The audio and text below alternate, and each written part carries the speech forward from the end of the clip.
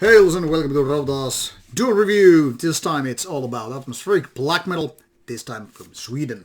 We have here two Hermodr albums, The Heart of the Frozen Woods and What Once Was Beautiful.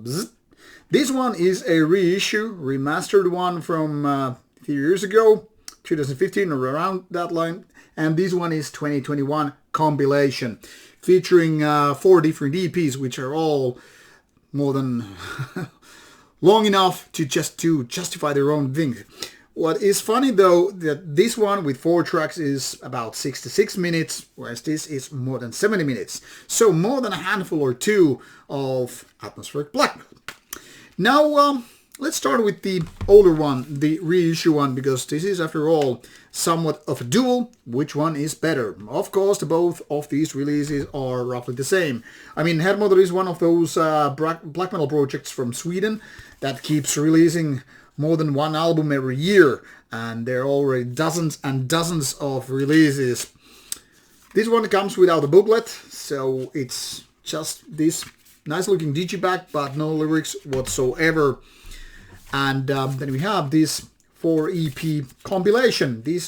All these 4 songs were released individually as digital EPs prior to this compilation, and as far as I know, this kind of a compilation is the only way to get these songs in a physical format. This comes, however, with a booklet, so let's take a look to this beautiful art with these songs, which are here listed as EP.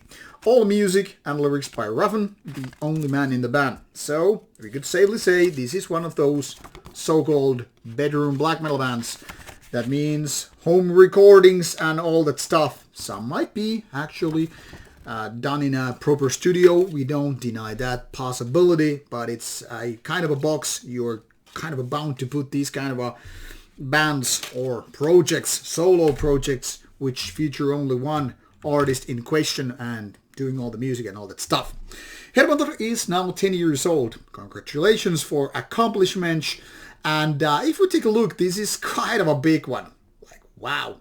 It's not like there are too many full albums. I mean, it's only around 10 plus, which is more than one per year if you really think about it. But the amount of different EPs and compilations, I don't know any other black metal band has so many compilations. Of course, these compilations are mostly made of these EPs. Well, probably all of them. But that is still a lot of music. Sometimes I feel when going through Hermodr stuff is that are all the riffs put into use? Or maybe Ruffen is just possessed by creating riffs and melodies and these kind of atmospheric parts, and he's just possessed to also release all of them. Now the good thing here is, I have never listened to a Hermodr album which I didn't like, at least to some degree. That is, there are no pure lukewarm, not talking about the worst stuff. I mean, the thing here is, even its weakest, Hermodr is definitely listenable, somewhat decent stuff. With its better parts, I would say, it's actually pretty goddamn good. But still, even with this good, consistent quality and style overall, there are no absolute great albums. I think it's possibly because I'm not that much in the most atmospheric black metal bands. Aside of Burzum and some other ones, most of them are like lacking too much that catchiness, which is not present. The memorability, which is not also present. It's all about creating the mood, the atmosphere, the ambience, or just falling as a kind of a background black metal. Blackground, as I used to call this with Nyctophilia review. So here we have 2 different releases. One is older, from 2015, What Once Was Beautiful. And then we have this The Heart of Frozen Woods from 2021. Since then, there has been a couple of other releases, full albums that is, Tid and Stunt, which I already reviewed a while ago, and The Night Side, which I haven't yet heard. Maybe coming here later on, I don't know. So far, I've gone through something like 15 different Hermodr releases, so I pretend I know something about the band and its style. And that thing here is, all of them are basically carved from one and the same rock or tree or whatever you want to use here as a metaphor. The thing here is, once you have heard an album or 2 from Hermodr, you pretty much know which way they go, like all the way. That is, Atmospheric, check. Melodic, check.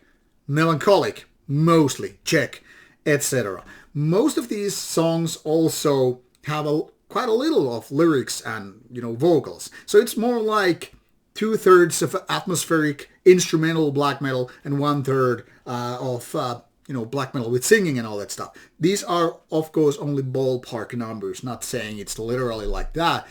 But most of it, it's just building the atmosphere with melodies, with melancholy, with a lot of atmosphere.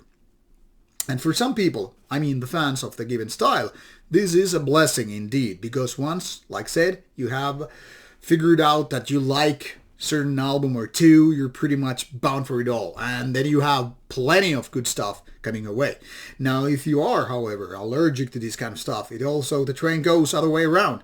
Vice versa, that is. I mean, if you don't like a couple of albums, I kind of feel that it's not likely that you're gonna like, none of that stuff. I don't know why this is going up and down if you hear it on the video. The thing here is, Hermodr is very, very consistent with terms of quality and that stuff. I mean, you have this kind of a feeling that it's a drum machine doing its job. It's not exactly wonderful, but it does its job. The vocals, very basic, not the rawest of them kind, but no annoying in any possible ways. I mean, they do their job just fine. And the overall home recording style, yeah, it works for Hermodr. So, once again, it depends from which kind of set of expectations you're coming from. I mean, if you do like atmospheric black metal, wow, go with it. Hermodr is totally recommendable. But if you want something more violent, something more raw, something more tangible in terms of violence or Satan and all that stuff, Hermodr is probably not going to do the trick for you. So, for me, choosing one over the other with this kind of stuff is really, really hard. And why so? Because there's so much of the same style and quality. I guess this difference between our 6 years of span, from 2015 to 2021, kind of proves the point. There's not too much, how to put it, progression throughout the years. There is not real evolution between these two different releases. But I guess I would go with this one. And the reason is it features 4 different EPs. And maybe it's a little bit better overall, but only like an inch or so. Because roughly, these are not the best, nor the worst of Hermodr. They are albums which are a little bit better, and also releases which are a little bit less than these two. But overall, very, very basic Hermodr in both good and bad. So, decide for yourself whether or not you're the target group, target audience, fan base of the band, and all that stuff. And you will find links provided in the description box for you to click the music and listen to it and decide for yourself. I think they're decent, but not the best out there. So there you have it.